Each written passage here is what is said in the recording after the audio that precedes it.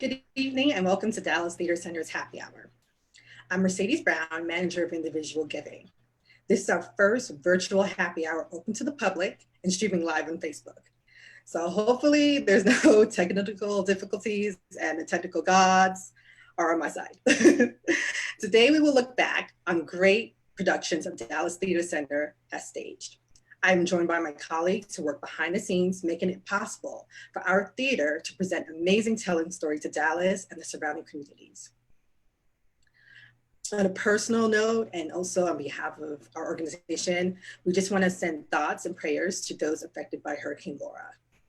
We also want to acknowledge, as an organization, the shooting of Jacob Blake, who was killed by police violence, and the continued harm against Black and Brown bodies. Lastly, I want to send our condolences out to Miss Eloise Turner, a member of our Public Works Dallas community, who passed away recently. I truly hope that this little moment of joy will get you through, and all of us, through some difficult times.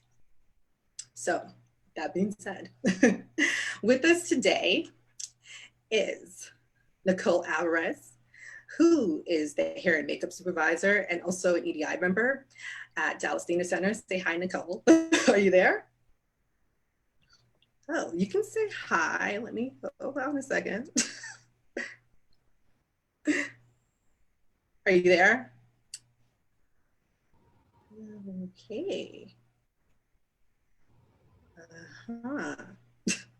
1 second. You should be able to unmute your mic, Nicole. Ah, there we go. Thank you. There you are. Beautiful face. Okay, perfect. Also with us is Stacy Meadows, Director of Finance. Amanda Hendrickson, who's a draper in our costumes department. Hello. Melissa Smucker, Manager of Corporate Relations. Hi, everyone. Megan Winters, I don't mean Megan, our production stage manager. Hi, everyone. Amy Lacey, Director of Publications and also an EDI member. Hey, everybody. I'm so happy to see you all today. Thank you for joining us for this happiest of happy hours. Jacob Peterman, who's our Manager of Box Office Services. Hi, everybody. Thank you so much for joining us tonight. Yeah, looking snazzy there, Jacob. Like that suit and tie. So leading our talk this evening is our Enla Rose Artistic Director, Kevin Moriarty. How are you this evening, Kevin? I am at a time that is intense and crazy and sometimes heartbreaking for all of us. I'm actually experiencing a moment of real joy because I'm looking out in virtual space and seeing a theater audience. It's not the same as seeing y'all in those green seats, painfully uncomfortable though they may be, but it is still something that lifts up my heart. So I'm so excited to be here with everybody tonight to look back at some of our favorite shows that we've done at DTC over the years. And at the end of the conversation tonight, toward the end of it, I'll share a few insights into what lies ahead for us in this unique upcoming coronavirus season that we're all going to somehow get through together. When I first arrived at DTC, which was all the way back in 2007, I met with staff members and board members and audience members throughout the whole community to get to know my new theatrical home. The first thing I always asked everybody when I met them back then was, what's your favorite show that you've ever seen at DTC? The responses always astonished me and at times deeply moved me. Theater, only lives on in our memories. It disappears even as it's being created. Unlike almost any other work of art, there's nothing tangible that's left behind. So when I entered into a theater that has so much history and was able to experience plays that I have never seen and will never be able to go back in time and see, the intensity and the vividness that of the memories that people would share with me started to make that past feel like the present. there's moments now after all these years that I feel like I actually have my own memories of many of these productions that some of which I wasn't even born when they happened. Like Journey to Jefferson, which was Paul Baker's 1962 masterpiece that Dallas Theater Center toured throughout Europe and revived many times over about a 20-year period. One of the great legacy productions of the Kalita Humphreys Theater time period. Or All the King's Men, which was Adrian Hall's brilliant production that stands as one of the signature productions of his in the Arts District Theater. Or Richard Hamburger's groundbreaking production of South Pacific. Those are plays I didn't see, but that I feel like I knew because of the memories of the people who have been a part of our organization and our audience for all those years. So now, all these years later, I still love to ask this question of people. Indeed, at the end of every season, I ask everyone on our staff and everyone on our board, I pass out little pieces of paper and all of that to share with me their favorite shows of the past year. Now, I also ask them to share with me their least favorites, and it's a very vibrant, intense feedback from all the artists and staff members and board members involved. But this year, when we arrived at what now would be the end of our season, just right now, in fact, for the first time, we can't have a conversation about what our favorite shows of this past year were because 4 of our 8 productions, half of our productions, never happened. Were never seen by an audience because of the coronavirus. So when Mercedes suggested that maybe a way to compensate for that in some way, since we can't currently make or see theater or even gather in person to reminisce about the past, but she said, hey, we could use Zoom and Facebook to connect with each other and share some of those memories. I thought, what a great idea, I'm there. So before I ask our staff panel and many of you here with us in virtual space to share your favorite memories with us, Mercedes, curious to know from you, what's your favorite show at Dallas Theater Center? So I've been working at Dallas Theater Center since the beginning of 2018. So it's only so far deep back I can go, but the first 2, well, I'm not gonna pick one, pick 2. The first one is 12th Night because of that amazing cool set with the sand on it. I know it was a big headache for our production team, but I loved it. I love the effects of the thunder. I love the effects of like having a live band and incorporating a lot of contemporary songs into the storytelling. The second one is Penny Candy, that's written by our resident playwright, Jonathan Norton. And the reason why I loved it is because the cast was perfectly cast in my opinion. The storyline was really good. And I want to shout out to John Slofslin and our props department because having a real like slushy maker on set that he got from way back in the day, that to me was just amazing. So yeah, those 2 for sure. That's awesome. I'm curious for the folks out in Zoom land, if any of you saw 12th Night or Penny Candy and have anything that jumps to your mind as you look back at or remember those plays.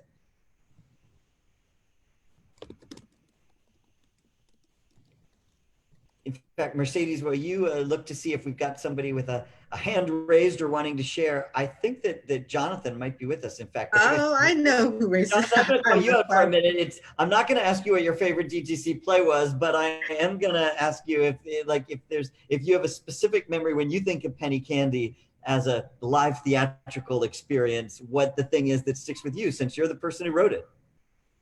You want to go first, Jonathan? Because there is somebody who actually wants to speak. Awesome. Let's grab somebody and then Jonathan will go to you. Yeah, there we go. John Howe, I see you. Yes, but this is really Angela. Oh, yes, hello. So good to see you. Good to see you. I was going to second your 12th Night choice. I thought there was something so charming about that, and the set was incredible. And then the acting just took us over into that world where we rejoiced in the happy moments and we were scared in this, when it was scary, and we met a new actor who was pulling his short. He was so nervous. He was pulling on the hem of his shorts and jumping around. And now he's in our acting company. So yeah, that was to me. It had some of the elements of some of the other of the old Arts District Theater, where we were completely surrounded by and part of the set. We walked into a magically transformed place.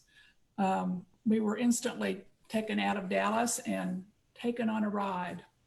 Fabulous. And then penny candy. How could you go wrong with penny candy too? Those every wrapper of candy and chips was authentic, as I understand it. The props department went to great trouble to replicate, 30-year-old candy wrappers. So props. Yeah, our production team, working with some really amazing designers, not only created that space, but then every single night trashed it. And then when the audience left, had to completely clean it all up, set it up, and then destroy it again the next night. Only in theater would you have professional carpenters whose job is to make something, destroy it, make it again, destroy it, make it again, destroy it. It's a Sisyphean task at times that they do. Jonathan, I'm curious to hear what's a memory of yours when you think about watching your own play on stage?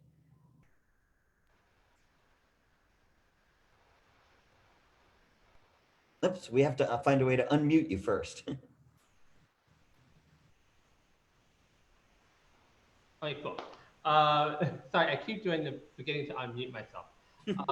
There's actually two memories. The first memory relates to the hand scene when Kingston chops up the hand and puts it down in the garbage disposal. And the reason why that's such a memory is because I think for so many people, but most people don't realize that in actuality, the thing that I think they were really responding to wasn't even so much the physical image of the hand being chopped up or destroyed, but was actually the fact that and I don't know how aware you are when you're watching it, but technically you can hear the squishiness of the hand going down the thing and all of that, right?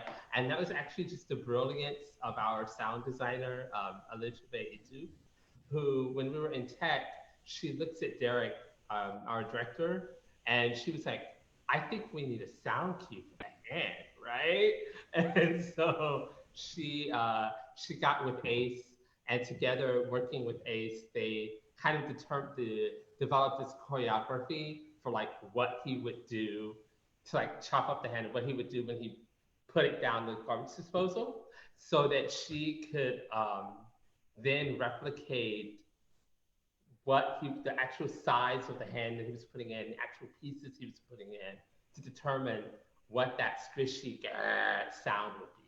And that was like the coolest thing ever. And I always felt like that was really the thing that really got people, was actually that they could hear it, but they weren't necessarily processing that they could hear it. You know what I mean? The second memory is the very final performance after the show.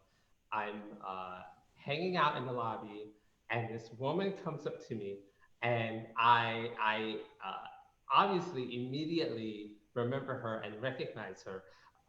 She was the lady who I based Rose on. Yeah, it was the crazy. Did I tell you the story? It was the craziest thing, and she just she pops up out of nowhere, and then of course she's like, "Your mother would be so proud," and I got like all emotional and everything. But yeah, like the lady I based Rose on came to the final show, and I had no idea she was there until the very end. And Jonathan, I'm curious, do you think she had any idea that she was the inspiration for a character in your play? I don't think so. I kind of almost hope that she didn't put the pieces together, but I don't know. Awesome. Nicole, what's your favorite show that you've been a part of at DTC? So there's been so many. So I've been at DTC since Christmas Carol of 2009. And even though that's been, 10 and a half years, I've actually not really seen anything because I'm usually backstage. So I very rarely get to see what you guys as the audience see ever. There's very rare. So when thinking about what my favorite show is, I kind of think to the idea of what show would I want to do for years. You know, if you told me I had to do this show for multiple years, which show would it be? And for me, it's the elaborate entrance of Chad Deity. I just love the story. I really like how it addresses, you know, these stereotypes that, you know, in the US we really put on people entirely based off of, you know, skin tone and such broad strokes. Sorry, my cat. Such broad generalizations.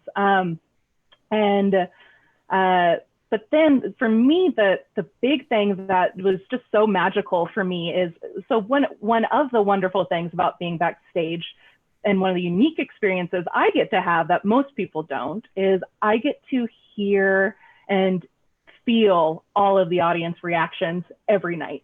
So I get to see just how different it can be, whether, you know, what day of the week it is, how the weather is, you know, you can see and feel all of it.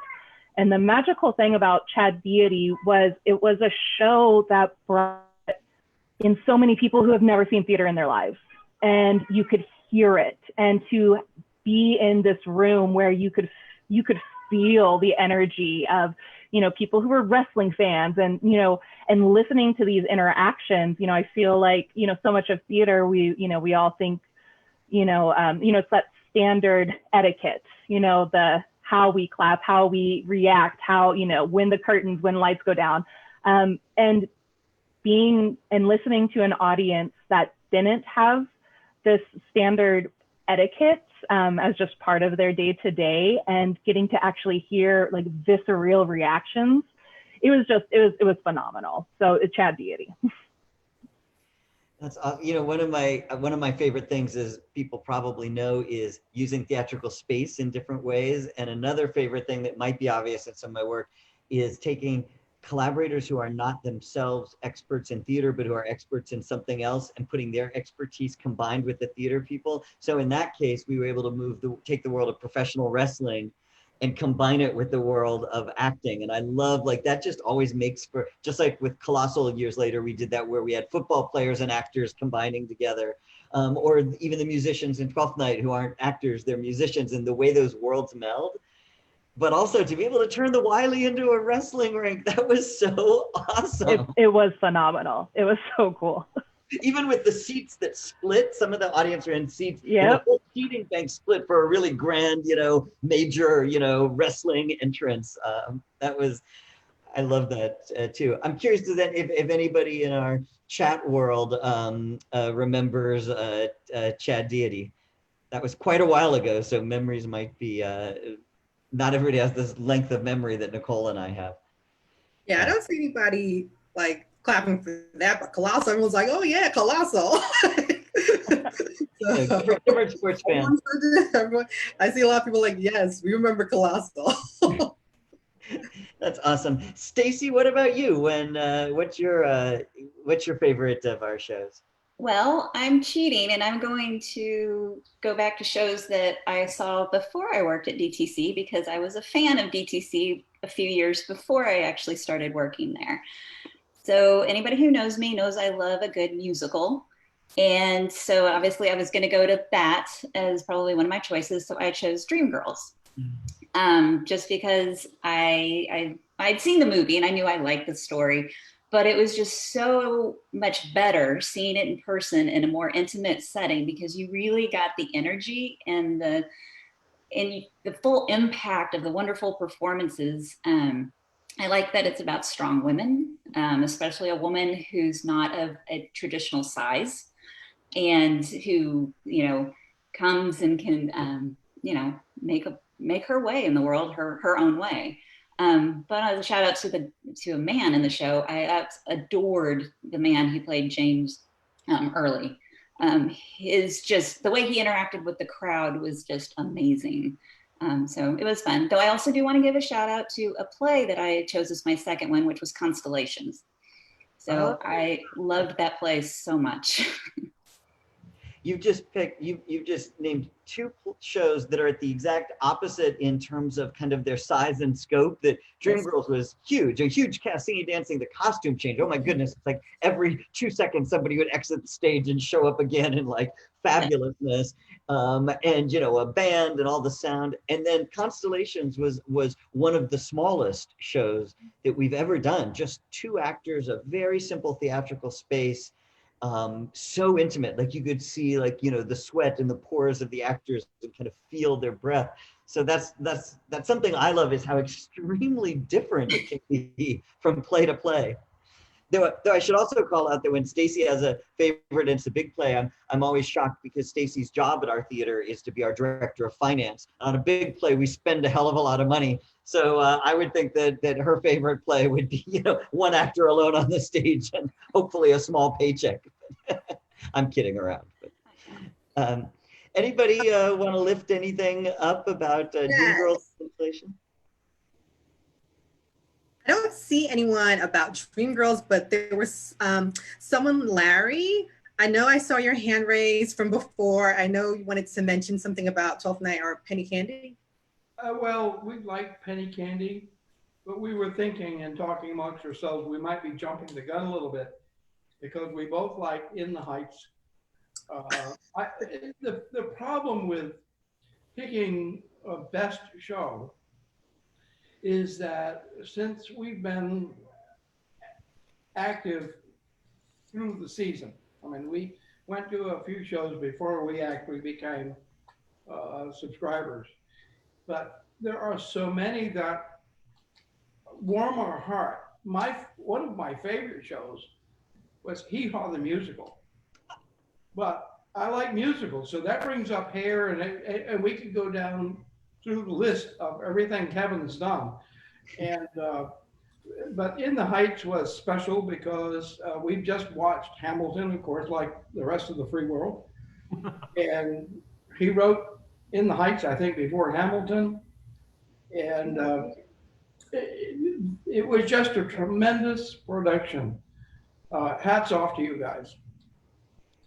Thank you. And then I want to point out that in our chat over here, when we were talking about Dreamgirls, that Amanda, who's with us in this call, who is first-handed draper in our shop, she pointed out that we have 300 costumes were in that show. And then Nicole, who does wigs, pointed out 79 wigs. So when we talk about how big some of our shows can get, that's pretty extensive. And In the Heights would have been not quite that insanely large, but probably pretty close up there, since there were a heck of a lot of clothes, and the wigs on In the Heights was that was a really extensive hair show, Nicole.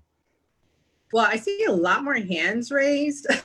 We are going to come to In the Heights because I believe that is Melissa's favorite show. But spoiler alert, you're looking ahead. So, I see Sarah wanted to speak. Hi, Sarah.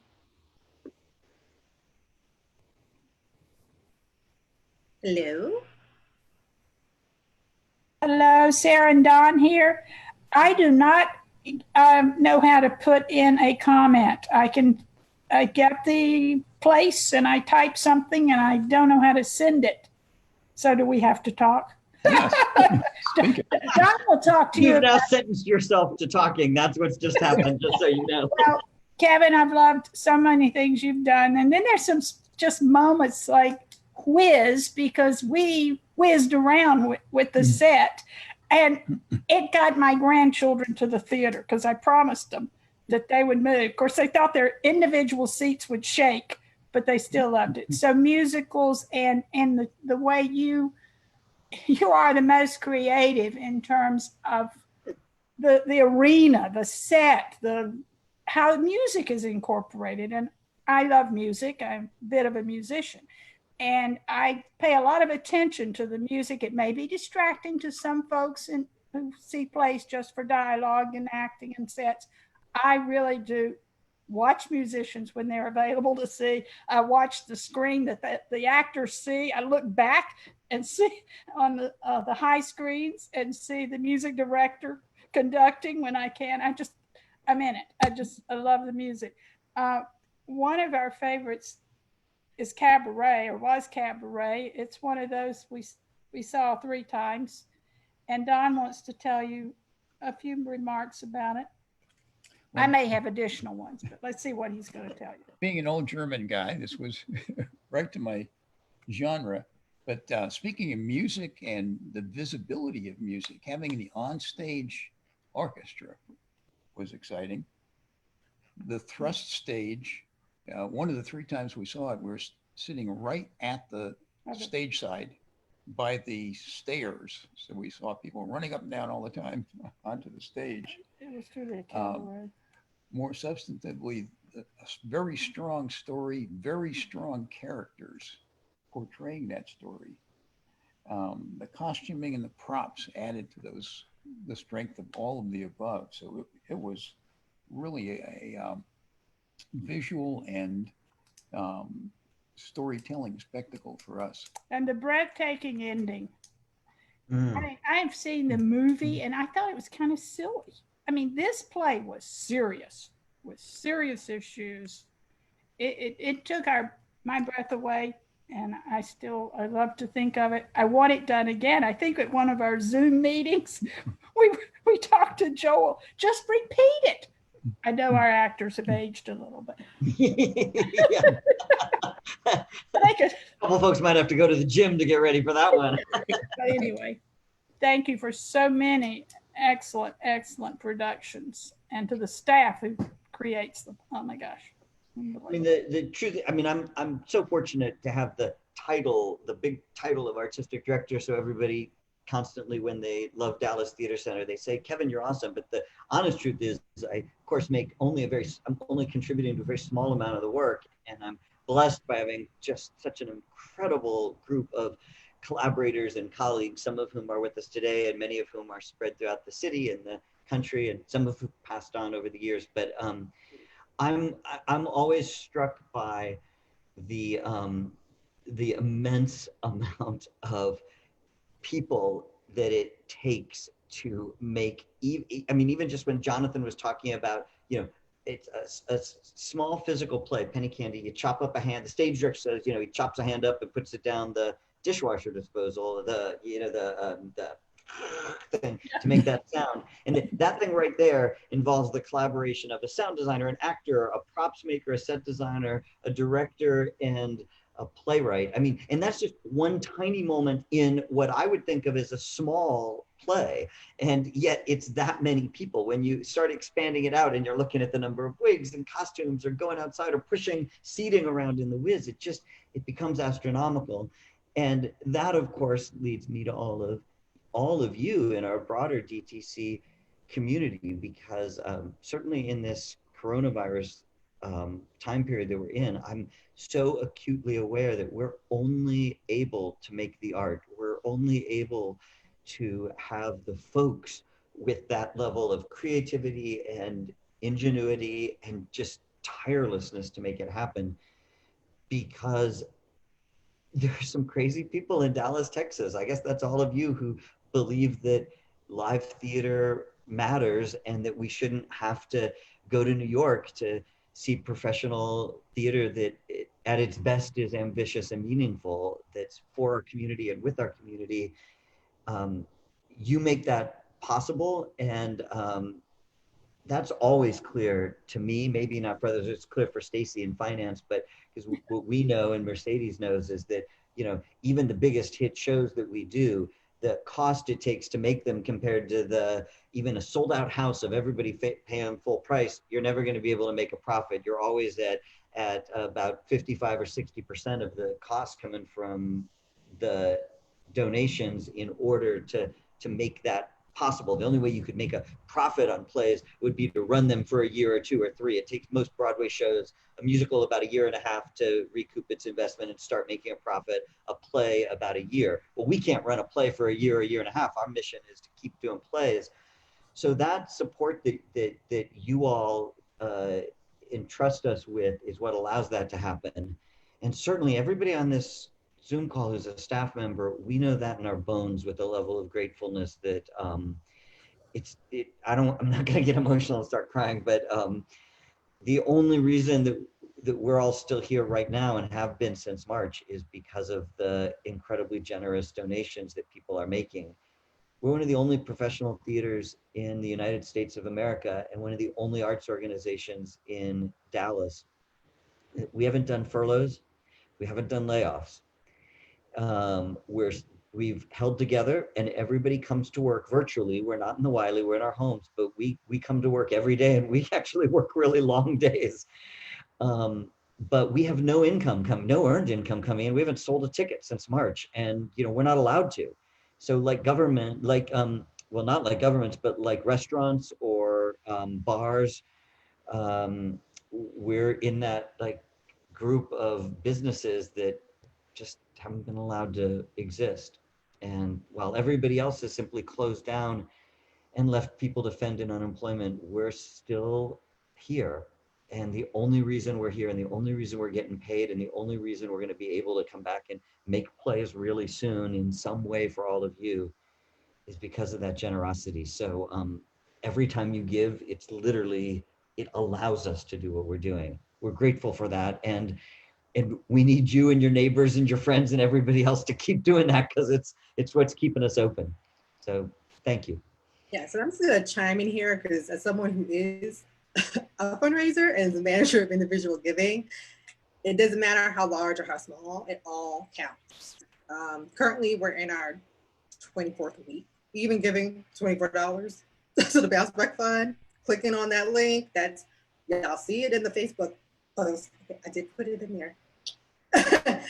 Or you can visit the website. But it actually really does help. And people have this general idea that theater is only revenue driven. We're a nonprofit organization and the donations are actually more important than the revenue stream. I believe every ticket's only a small percentage. So just keep that in mind. But we have to move along. There are a few more people's hands are raised. I can see Michael. Hi, Michael.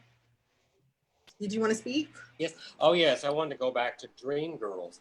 I saw that on Broadway and the movie, but when I saw it at the theater center, I felt like I'd seen it for the first time. I almost felt like I was in it. And that happens a lot at the theater center. Little Women was the same way. There have been lots of great productions of that story, but this last production, we all felt like we were actually in the middle of the story. And that happens a lot at the Dallas Theater Center.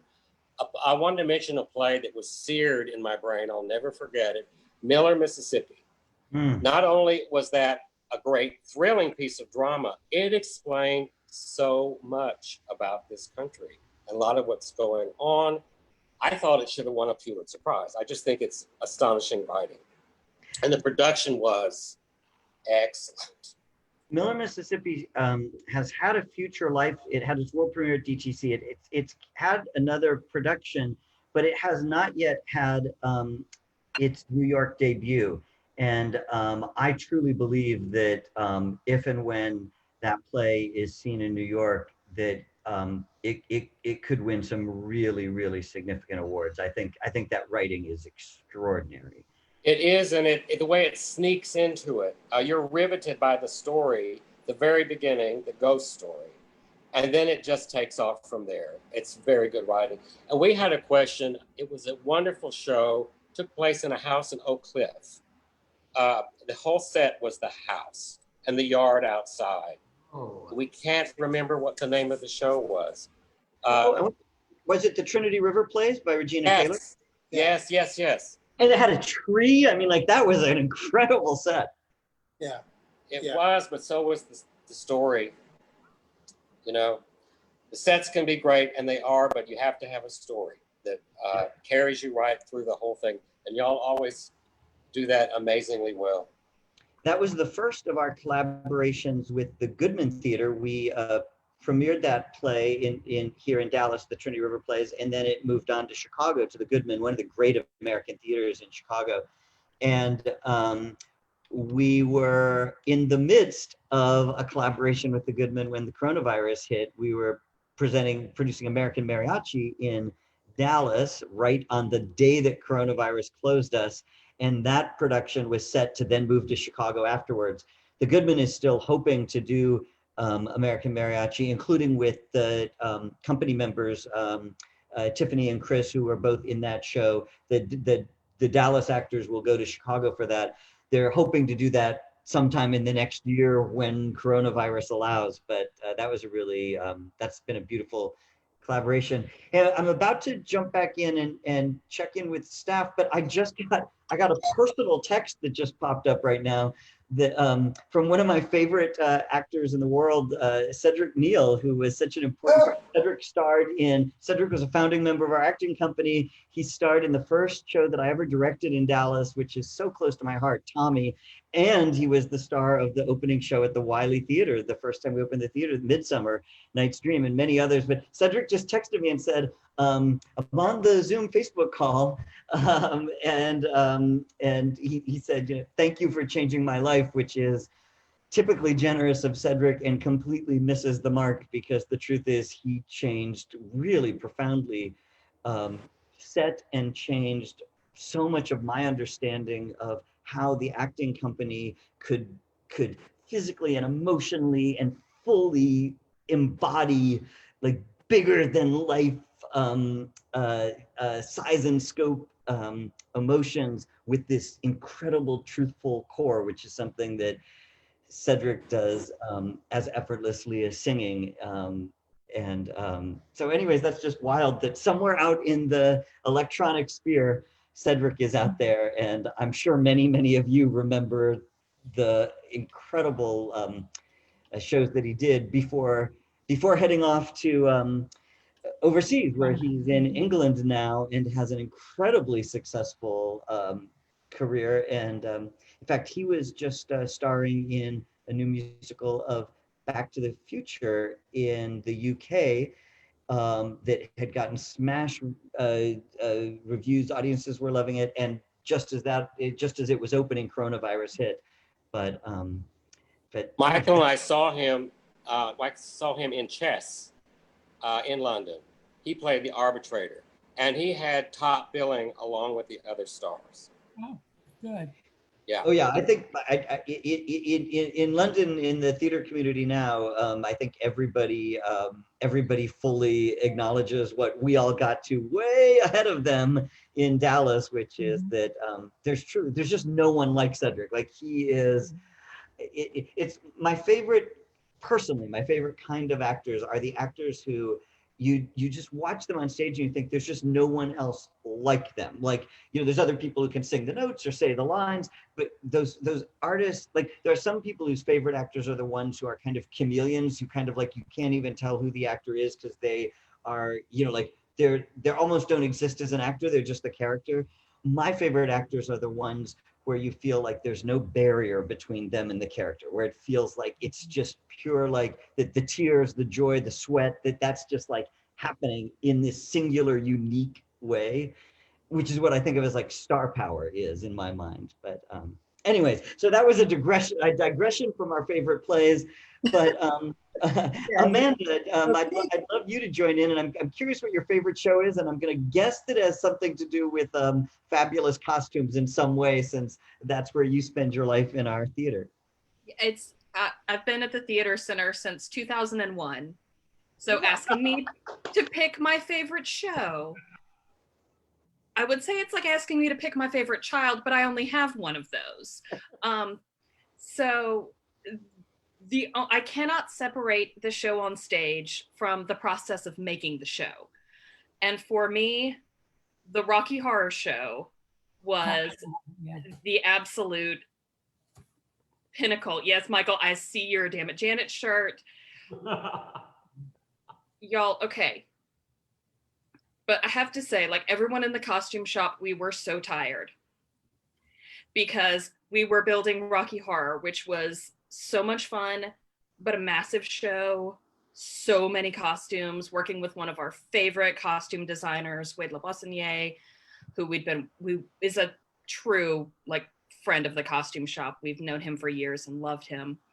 We were also at the same time working on costumes for the national tour of Roger and Hammerstein's Cinderella.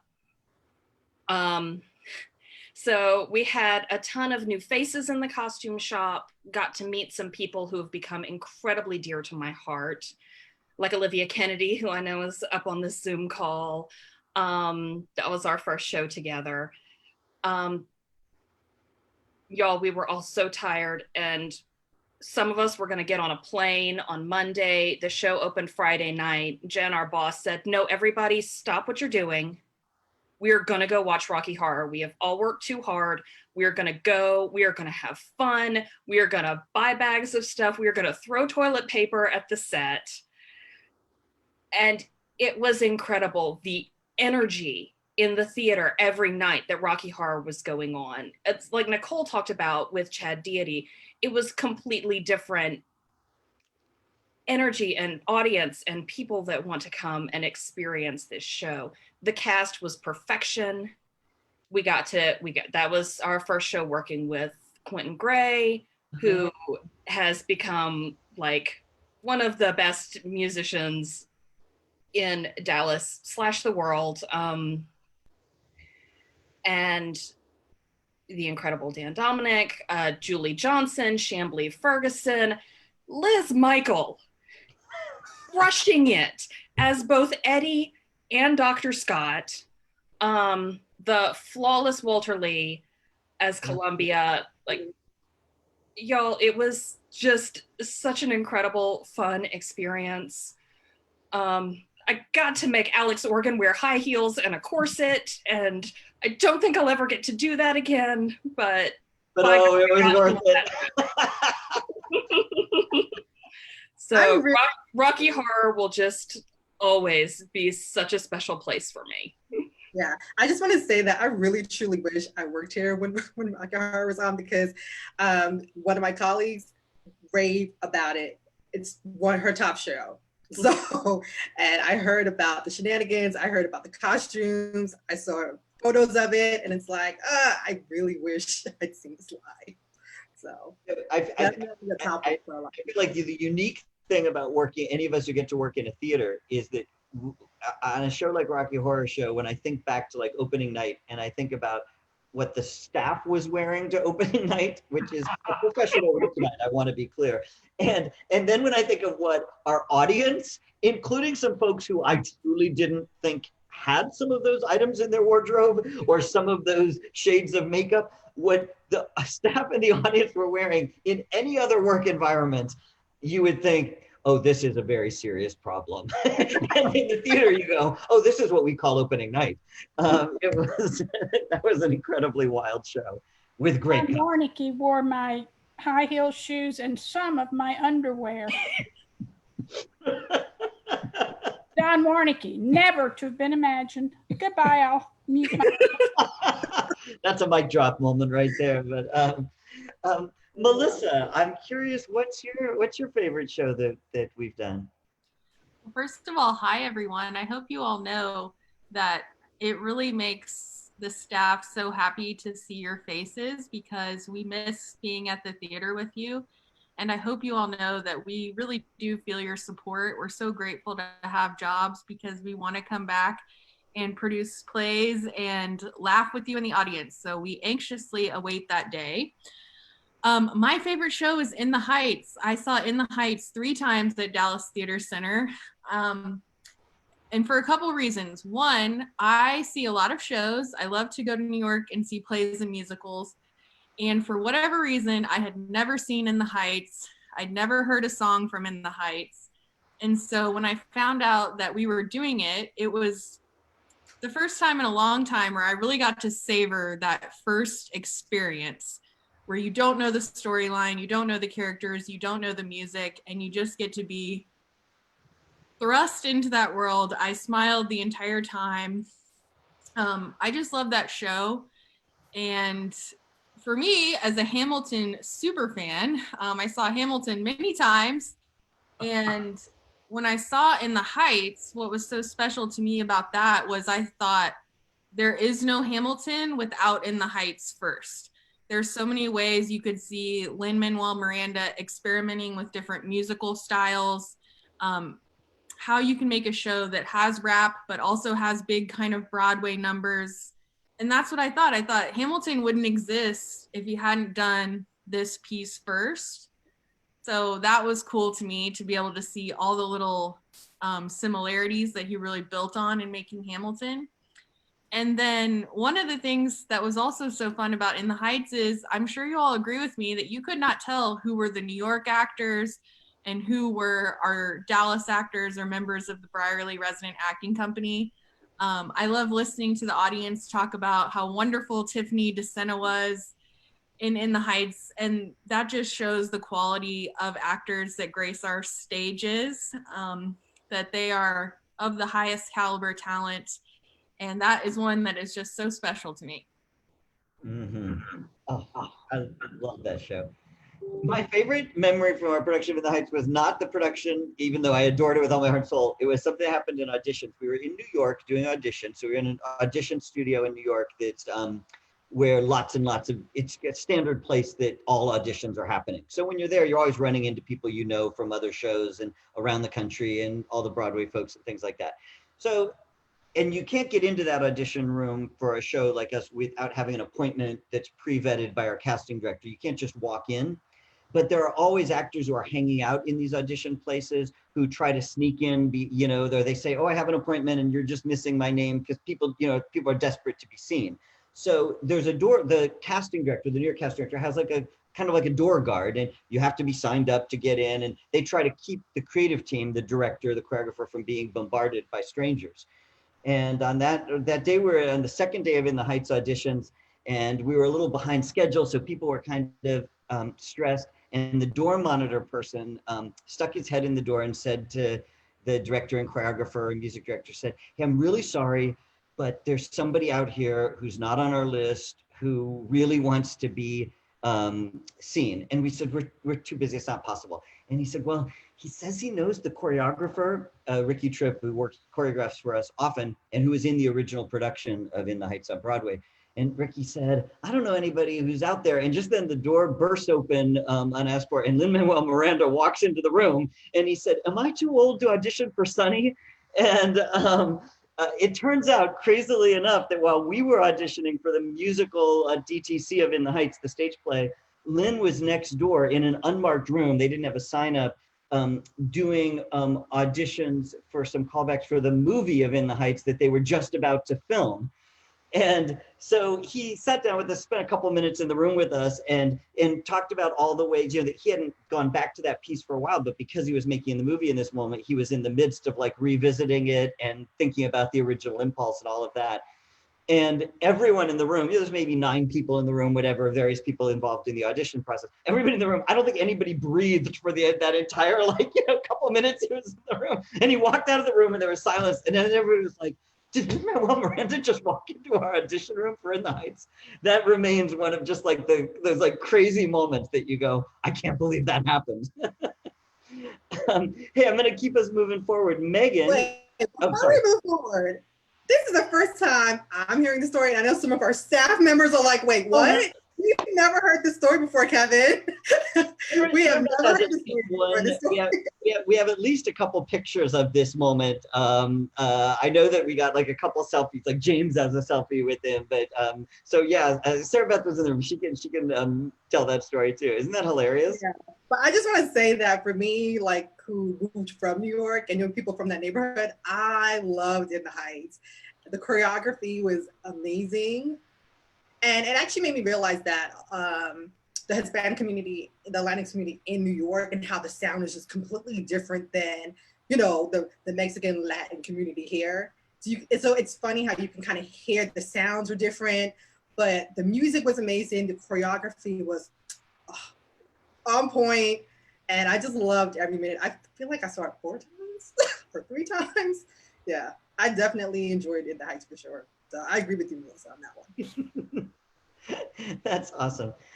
Megan is our production stage manager, so that means that she often is involved with every single person involved in production, and she sees on a TV monitor or out in the back of the house every single performance of the plays that she works on. So I'm curious, Megan, what's your favorite? It's really hard to come up with a favorite because, like Nicole, I've been here since Christmas Carol '09, so I've seen a lot of the work that we've done, but I've mostly also been working backstage when those shows have been happening. But the thing I would love to talk about today is Public Works Dallas As You Like It, because this show changed my life personally, and I know it changed a lot of other people. It was the first time I had really been involved in public works, period. I had sat and watched The Tempest, but that was really the only encounter I had had with it so far. And I felt so lucky that Dayron had entrusted in me to take on such a massive commitment and such a beautiful project. Super grateful that I got to work with Ann Yee, who is one of the most giving individuals I've ever met in my life. She was at the helm of the production as both the director and the choreographer. She had a fantastic team made up of Cedric and Sammy and Yvonne, who helped her both with directing and choreography. Some of my favorite memories are actually of Yvonne, who is Stephanie. I think she's in here. Stephanie is leading the charge on public works for us right now. Her husband was our assistant director last year. And what many people don't know is we do a lot of our rehearsals in the evening with our community members, which I'll talk about a little bit more in a second. But during the day, we have rehearsals with only our equity members, which, as you know, we had 5 in this last year's production. Tiffany, Ace, Chris, Alex, and Tiana. So they worked all afternoon and all evening. And in those afternoon sessions, Yvonne would get to play every other character in the show. So he would simply run around the room, literally with book in hand, changing from male to female, dancing at times, singing at times. He was a superhero. And some of my favorite memories include Yvonne playing every character in the show for us. But I also think it was just such an amazing script and score. The music is in my head all the time, even though that was over a year ago. Some of the most beautiful lyrics that still stick with me. Still I Will Love is one of my favorite songs, period, in the world. Thinking about in Arden, when that tree came down, together we'll heal our wounds, is such a powerful moment. And I still sing that and think about the tree coming down, because this is the movement I made in rehearsal to indicate it was coming down for everyone to know. But it was also just so much fun seeing our company members in some roles I hadn't seen them in before. I loved Tiana as Jacquees. I loved her just narrating the whole story. Tiffany breaks my heart in everything she is in. She's one of the most talented people I know. She sang that show beautifully. Seeing Chris as her young lover again was just fantastic. Will You Be My Bride is probably one of the best songs in that show as well. Surrounded by all those kids. Yes, and thinking about the choreography that we went through to make sure all the signs were in the right place, stage management, the day before the prep of those rehearsals, we would sit and play with where things would go to help and see things before we put actors into those roles. But also it really highlighted a lot of our community members. So we had several in featured ensemble roles, such as Tamika and Ruthie Suni. They were playing Sylvia and Phoebe, our couple who fell in love. And Rebecca as Celia. We had Edmund playing Andy, who is Ace's Touchstone's love interest. Frederick as Duke Frederick was one of the all-time favorite moments of the show too. Him riding around on the horse carriage thing, one of my favorite props in the show. We had fantastic cameo groups ranging from the Wiley High School Choir. We had Jui Long, which was the lion dance group that you saw in the Lion and the Snake portion of the show, and Kiari Daiko, who was our taiko drumming group, which some of my favorite memories were going to visit the groups and seeing their work in their spaces. The taiko drumming was absolutely a blast to go sit and watch them rehearse. And then it's just a blessing to get to work with our community. The community is full of so many talented people who you've seen on and off our stages, witnessing rehearsals, witnessing the love and joy and grace that was in every room we were in was just something I will never forget, and something I imagine I'll never quite get to see in the same kind of way. But I would say I'm a much better stage manager and a much better person from working on such a beautiful show. It was just such a pleasure working on As You Like It. Beautiful. I saw that one every single performance. It was, yeah, that was lovely. And to have our entire community, 200 community members on stage, that's, everybody's an artist. All the world's the stage. Gives me goosebumps even now. Yeah, yeah. Amy, what, Amy is another staff member who's been with us for quite a long time. Amy, I don't know what your first year was, but you're one of our veterans, and you're also one of, I always think of, and Amy, don't take this wrong, but I always think of Amy as one of the most emotionally available audience members, that like, if I'm watching Amy watch a show and she's watching Stone-Faced and not having it, if Amy's not crying at a sad moment in a play I'm directing, I'll go back and redirect it because I'm like, okay, that's not working. If I can't get Amy to cry at this moment, I can't get anybody to cry. Amy, I'm curious, what was your favorite? Well, thank you for that beautiful introduction, Kevin, and friends, family. I'm so happy to be here and share these memories and stories and moments with all of you and see your beautiful faces. It's been far too long, and to be able to see you in person can't happen soon enough. Like Amanda, like so many of the rest of you, I've been here, Amanda hasn't been here since the year 2000, but that's the year I began. So, and I've seen so many shows in that time, and it really truly is hard to pick a favorite. This was a struggle trying to come up with one that I could say was my favorite, but I can talk about one that truly resonates with me so deeply, and especially so right now, and that is Fly By Night. I can barely say the name without getting emotional, Kevin Moriarty. So, yeah, you're gonna cry, I know it.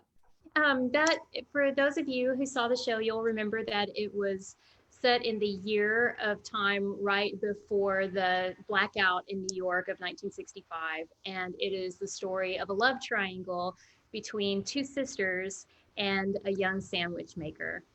It was the second production that we worked on with Kim Rosenstock, and she had, along with her, Michael Mitnick and Will Connolly. It was directed by Bill Finley, and we had an amazing cast, including David Coffey, Alex Organ, and there was music by a band from Austin called Foe Destroyer. Some of the things, like everything about this was magical. It was maybe one of my favorite shows in the Colita, which is my original home with Dallas Theater Center. So it was such a joy to see the theater lit up, particularly in the second act. If any of you remember how when the lights went out, the stars became visible, and it was breathtaking. And breathtaking isn't even descriptive enough. But the way that the set moved, the way that everything bounced around in time, the way that it talked about some of the characters, Miriam in particular talked about how we're all made from stars, meaning we're all connected. This meant so much to me. This is something that I can relate to. And Asa Summers had multiple roles in the show. He served as our narrator. He was the best fortune teller I've ever seen on stage. He also played a beautiful mom and so many other wonderful things. The love story is quite amazing. There's actually more than one love story though. And for me, the one that really resonates is the one that David Coffey was telling throughout the entire show. He carried mysteriously a record player around with him everywhere and was constantly humming La Traviata. And when you learn the reason why, well, if you'll indulge me for just a moment, let me play 33 seconds of a song. This is a recording from Will Connolly. Unfortunately, I don't have those 33 seconds of David singing this, but I hope this means something for all of you the way it does for me.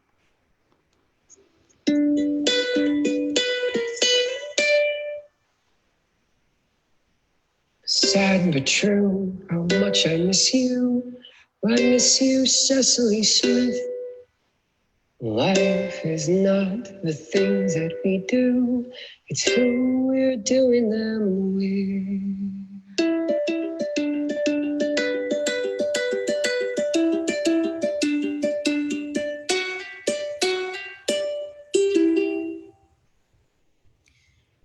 So thank you for indulging me there.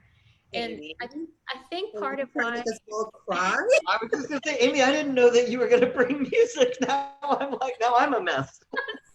Well, for me, I think part of the reason that this stood out so much is that it's true. I mean, we all come together in the love of theater. We do. But for me, the thing that has kept me here for 20 years more than anything else is all of the people that I'm doing these things with.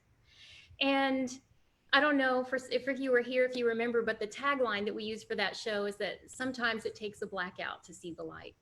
And I feel like that COVID is our blackout. And through that, we're able to see so many things that we hadn't been able to focus on before and make so much progress and grow and just have so much love. So, and one other thing that I want to say before I totally have a meltdown is that I think for me too, the music in this show was, it was a musical, but it wasn't a traditional musical. It was kind of a hybrid of pop music and folk music. And one of the ways that Mr. McClam is described, that's David Coffey's character, is that that's how he gets by. He drowns out his sadness with a song. Oh. So I just think there's so many truths in this play and so many things that I can relate to every day. And I still listen to Cecily Smith. That's the song that I played a clip from. I listen to that all of the time. So thank you for a moment to remember the joy of this show. And I love you all so much. Oh man, Amy, wow. Oh. That was awesome. Oh, I love that show. Of all of the shows that we've done, that I thought every single time I saw that show, from the early readings before we had even decided to produce it, all the way through its run in night after night with audiences, I thought this show will take off and be a massive hit. I thought people will be clamoring for us to revive it. It'll go to New York. It'll have, it'll run for 20 years. And indeed, the show did go to New York. We did a co-production with Playwrights Horizons in New York, and it had its premiere. It hasn't been done very much in the country since then. A couple performances, but not a lot. And it's mystifying me. Sometimes we do a new show that you think, well, we're doing our best, but sometimes things just don't gel perfectly in the theater, and sometimes things do. And that's the one that gelled the most perfectly, that didn't then go on and take over. And I'll never understand that, because it was about our cast not going on with the show. I mean, it was perfect. Incredible cast, yeah. You just director really and designer, that was all unique to Dallas, and I mean, and David Coffey. I mean, I saw the New York production and it was good, but it was, and I admit that I probably had some bias because of all that I've just shared, and I saw our production so many times, but it was the space that it was in at Playwrights Horizon it felt smaller somehow than the Kalita. And although they did brilliant things with the set, it felt less organic and more antiseptic. It moved very efficiently and very quickly, but it just lacked some of the heart and soul and spirit that our production had. So yeah. Anyway, thank you for bringing up Fly By Night. I love that one. Jacob, you're normally in our box office, so I imagine that any show that is a favorite of yours is probably not one where we're harassing the audience by climbing through them, throwing things at them, moving their seats, removing their seats, making them go outside. Jacob has the hardest job in our theater because we keep making life complicated for anyone who comes to see a play. But I'm curious what your favorite is. First of all, I just say it's unfair to go after Amy, because Amy, that was so unfair to go after you, because that was beautiful. I hope you brought music. Right. And then my second favorite thing is always when Kevin, comes down to my office and he's like, "Hey, Jacob, something changed." And I'm like, oh, okay. My favorite show is the one we do every year, which is Christmas Carol. And I don't want to say that as a cop-out.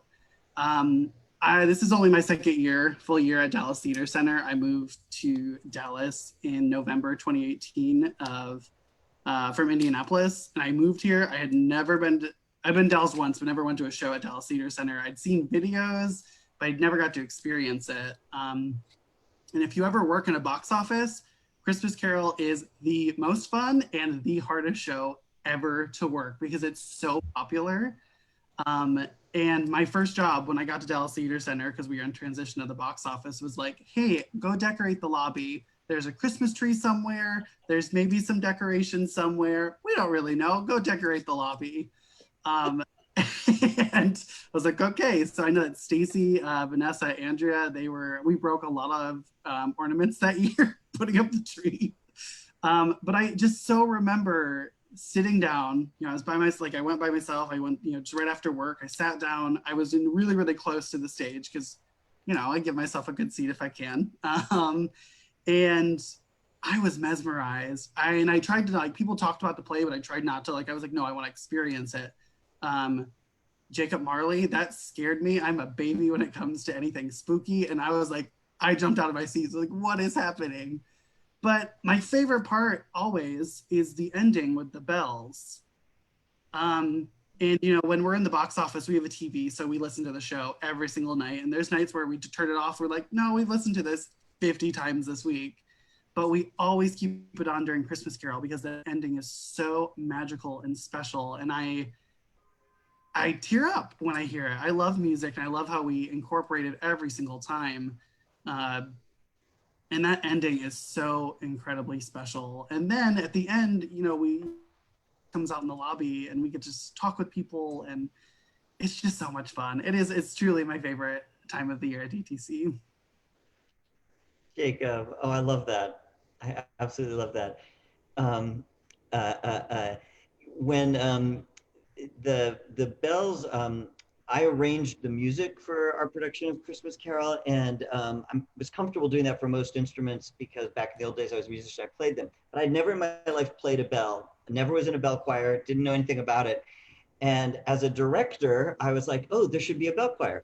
But I was also on that show, unlike any other that we've done, that first year when we created the show, I was also the music director. And I was like, I don't know, I truly don't even know, like, how do you write bell music on a piece of paper? Like, what? I don't even know what it looks like. So our stage manager at the time, Eric Teisinger, I said to him, I'm in trouble because I want to write a bell piece, but I have no idea how. And he said, I was the captain of my bell choir in high school.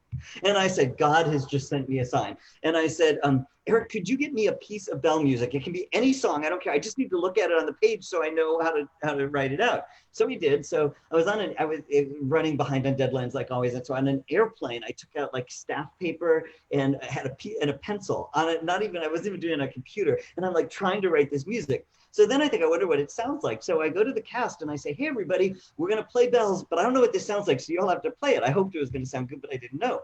Well, of course, the actors, they're not bell players. I'm not a bell player. I'm the music director. I was like, I can't teach you how to do this. So our stage manager's like, I can teach everybody.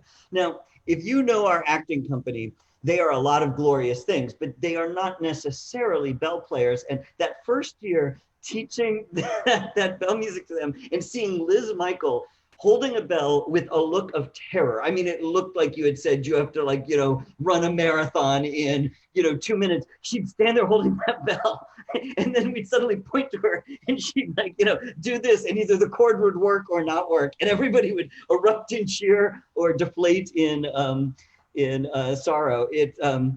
I still think of that first year, the first time we actually successfully got all the actors to hit their bell at the right moment, as one of the great victories of all of my time at Dallas Theater Center. Now everybody's used to it and it's much less traumatic in the years that have followed. And we've hired a great music director to make all that happen since then, but oh my goodness. Hey, we are getting near the end of our time, and I want to share a couple insights into what's coming up in the next couple months ahead of us, or what may come up. Who really knows in coronavirus?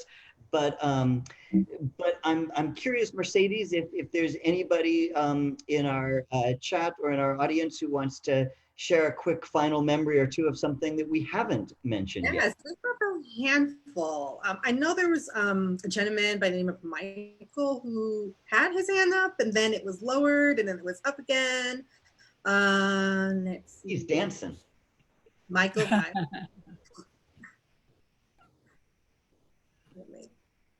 Hello? Hello. Hi. Well, yes, I did talk earlier about Dream Girls and Miller, Mississippi. And you were talking earlier, Kevin, about the seats. Your shows are so good, we don't care about the seats. Seriously, when you're so involved, and we always are, no matter what you're doing. And if Les Michael can stand on the back of a chair and not collapse it, it's fabulous. It's okay. So.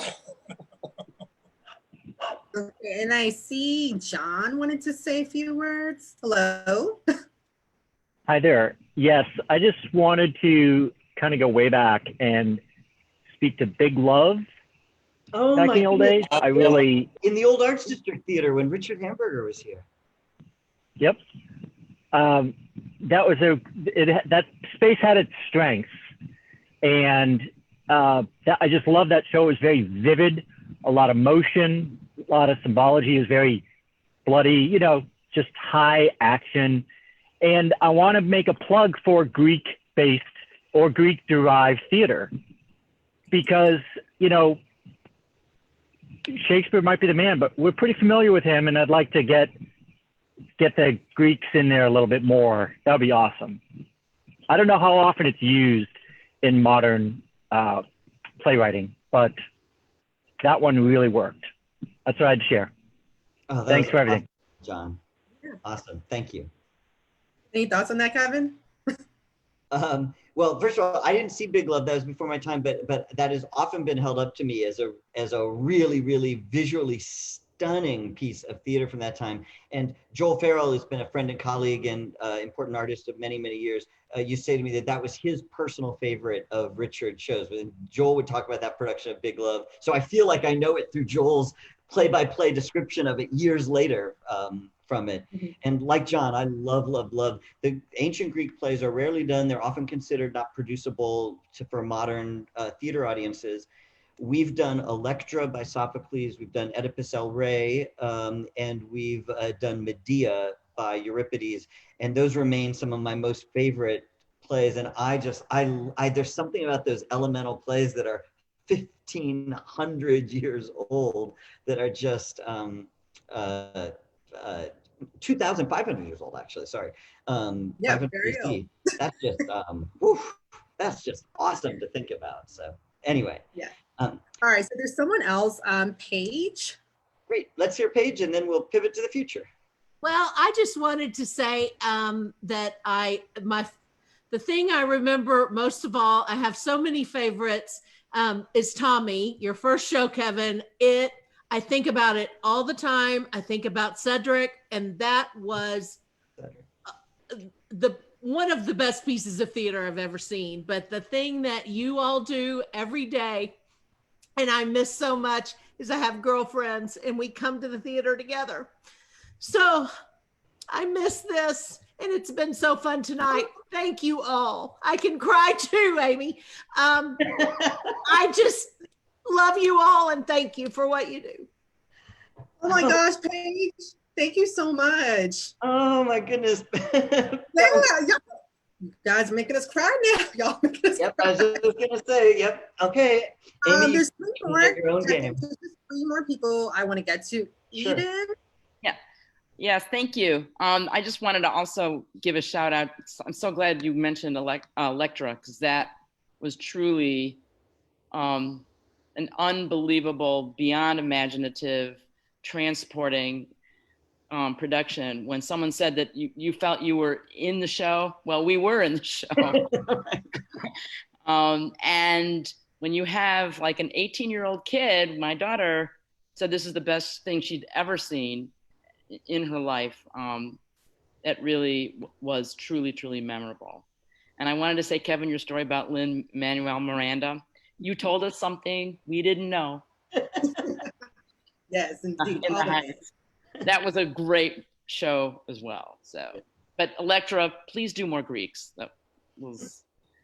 I love that there's a movement for Greeks coming. Who would have thought that was going to be? Yeah, it's always been my favorite. Me too. Thank you.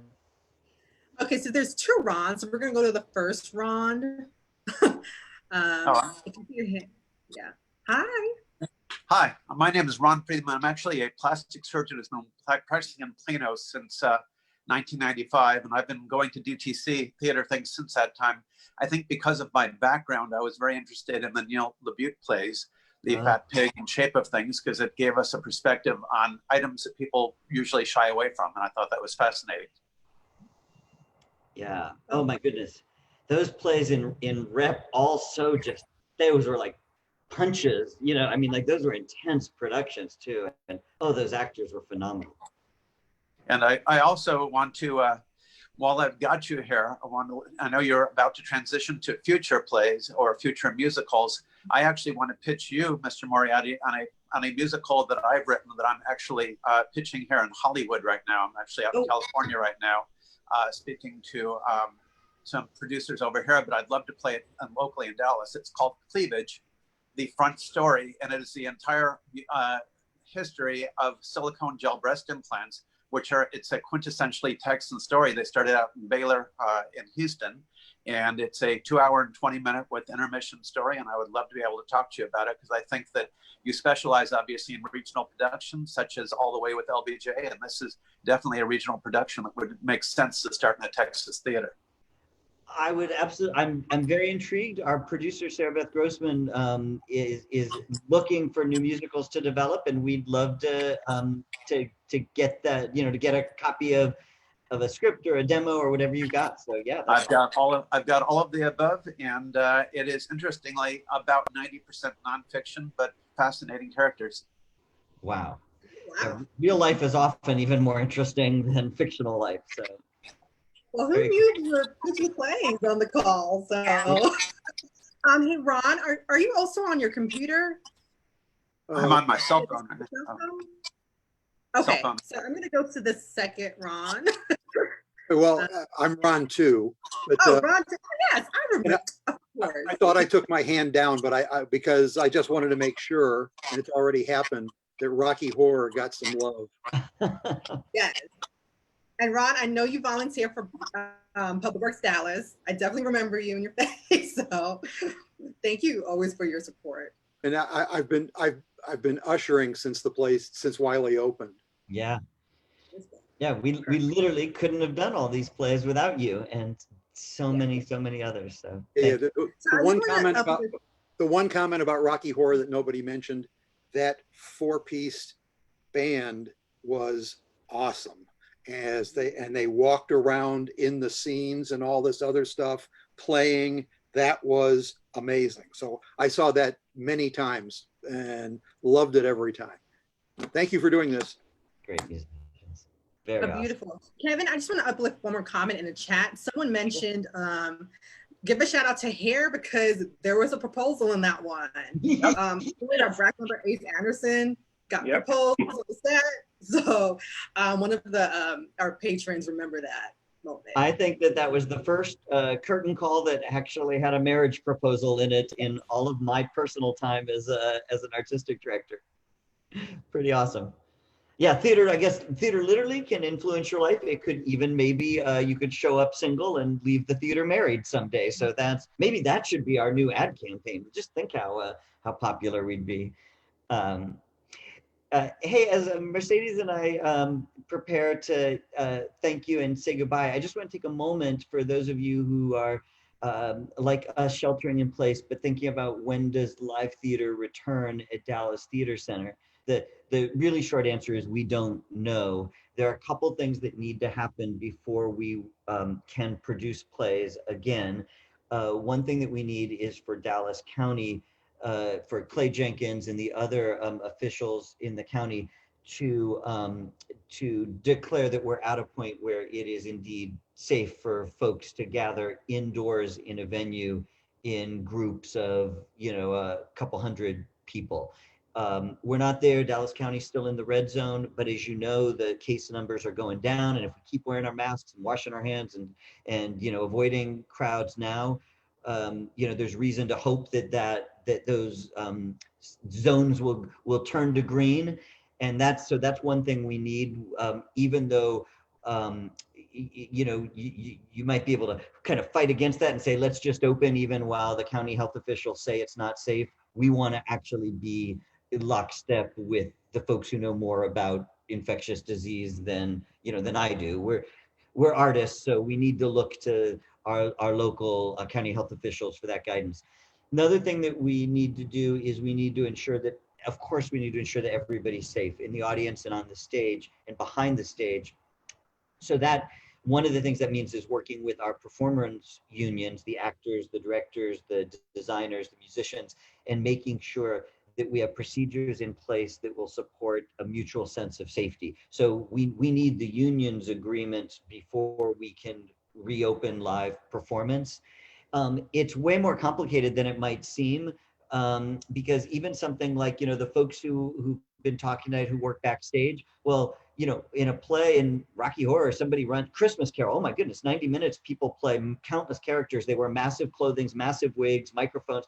Every time somebody exits, they're stripping down and putting on a whole new set of clothes. That means they're in close physical contact with a whole bunch of people, as many people off stage as there are on stage, who are in a very close physical relationship. They're breathing on each other, they're sweating on each other, and then there's garments and wigs and microphones that then are being collected and moved to another area backstage, and somebody's running off and you're putting new ones on them and all of that. So these questions about safety aren't just keep the audience socially distanced and wearing masks, which is essential for the audience safety, but it's also ensuring that all these areas you can't even see, dressing rooms, tiny hallways, backstage areas, and the procedures that normally have been used in theater for hundreds of years, we have to rethink in order to ensure safety. So we are aggressively working on all of that. We actually have a proposal and a plan that we're working through with our staff and our unions, and that we're sharing with our national peers to make sure that we're using the best practices they are, and talking to all of our arts district colleagues with the other arts organizations, so that we're all following similar protocols. What we hope is that we'll be able by late November, to actually welcome audiences back into the Wiley for some version of Christmas Carol. Now, it's not going to be our normal one. There's no way we could do a normal Christmas Carol because of the size and scope of that production and the health reasons. You couldn't have audience and actors that close together right now, and all of those costumes. But what we're going to try to do is invite folks in for a socially distanced production. So the audience will all be socially distanced from each other. They'll be wearing masks. So it'll be very small audiences in a very big space. We'll be in the Wiley. We won't be in a thrust. We'll be in a proscenium. So there's separation between the actors and the audience. So the actors won't make the audience sick, or the audience won't make the actors sick. We'll have, the union has asked us to keep the numbers very, very small on stage so that the actors can maintain distance from each other. So we're looking at 4 or 5 actors, and we are looking to have them maintain social distance from each other during the show. So they can't hug, they can't kiss, they can't hit each other, they can't directly get in each other's faces. And indeed, they can't sing, because singing, as you probably have read in some of the mainstream press, is considered one of the most dangerous things, because there's more, spit that comes out when you sing, which is then keeps the particles hanging in the air. So the assignment is, how do we make a version of Christmas Carol that is 4 or 5 actors, socially distanced from the audience and socially distanced from each other, and yet still maintains the heart and soul of the spirit of that of Charles Dickens' piece. So that's what we're going to do. We're going to find, I don't know how we're going to do it, but we're going to do it. I've been meeting with our design team and our actors to try to brainstorm ways. So it'll be a 1-year, completely unique, different, I think it'll have a different narrative structure. It'll have a different, totally different design. I think we'll rely on a lot of video and projections. It'll be very different, and it'll just be for that 1 year. But we are going to do everything we possibly can to have a live theatrical experience of a telling of that classic story for folks who feel safe to come out and who we believe we can keep safe. That's our goal.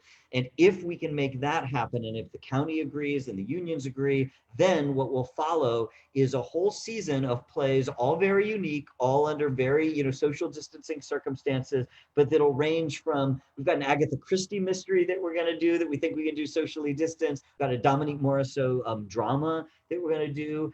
We've got a really beautiful play called Tiny Beautiful Things that we can do with the actors very close to each other with the audience, but we also could do with them totally separate and socially distanced.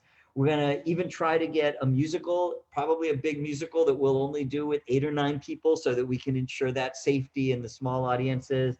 And we've even asked Jonathan Norton to write a play set in the coronavirus, a comedy that has a big open heart and a really beautiful sense of a community coming together, but that and it's fiction, and that's not set in Dallas, it's set in a fictional town, but it will speak to this moment. So we're going to do everything we can to have a moment, to have somehow a season where folks can gather, distant and not quite the same as always, but with all the heart and soul, and it has world premieres and important dramatic work and funny work and even a whodunit mystery. So we're going to try to do that. I can't promise it's going to happen because frankly, we're not in control of the coronavirus, and the governor or the county or the unions at any point could say, hey, we need to step back, but we are doing everything in our power to make this happen, so that we can keep art going. And if we can't, if the fates align against us, then we are going to do everything we can to ask the fates, what will you allow us to do? And with those restrictions, to work with the amazing artists, our acting company, our amazing staff, and make the most innovative thing we can possibly make in whatever space is allowed. If that means we have to go outdoors, we'll go outdoors. If that means we have to keep people in their cars, we'll keep them in their cars. If that means that we have to create virtual things or send you something in the mail that is interactive, we're going to do whatever it takes to try to somehow keep our artists making art to engage with our community until that day comes, fingers crossed, sooner than later, where a vaccine or effective treatment is there, and we can all fill up the theater with sweaty people breathing on each other and climbing all over each other and telling raucous stories and singing and dancing the way we most have loved to do for 61 years. So that's our glimpse into the future, and I thank you all for being with us tonight. Mercedes, any final thoughts? Yes, Kevin, all I'm gonna say is you have your work cut out for you. The way we go, that is a lot. But we do need to wrap up. We did go over, but I know we did start late. But I just want to thank my staff for just participating. I love you all. I know we're all enthusiastic about Dallas Theater Center, and I just wanted to kind of share that enthusiasm with everyone, our patrons, people who don't know much about us, people on our Facebook page. But either way, thank you so much for joining us today. Like I said, it was great having my colleagues here to chat about our love of Dallas Theater Center. In addition to all the high caliber shows that we do, and with the amazing community engagement program that we also have on hand called Public Works Dallas. And those workshops do start next week. In addition to that, our education department is amazing. We just wrapped up a whole bunch of digital programming with the help of our production team. And we're about to launch and get into Project Discovery, which we do every season. That's also going to be digital, and we're going to be working with 30+ schools on that one as well. But we are, again, this is the end of our fiscal year. We're in the 24th week of working remotely, and our staff just has not slowed down. We are optimistic, but like Kevin said, we know there's a possibility that we may have to close extensively, giving whatever happens with COVID and governmental proceedings. But I really do hope that you enjoyed our time with us today and the fond memories that DTC has afforded you, and hopefully you can share that with others and ask for what to make a donation today or in the next few days, because at the end of the day, we're still a theater, there's no revenue going on, and we need every gift, every dollar we can get.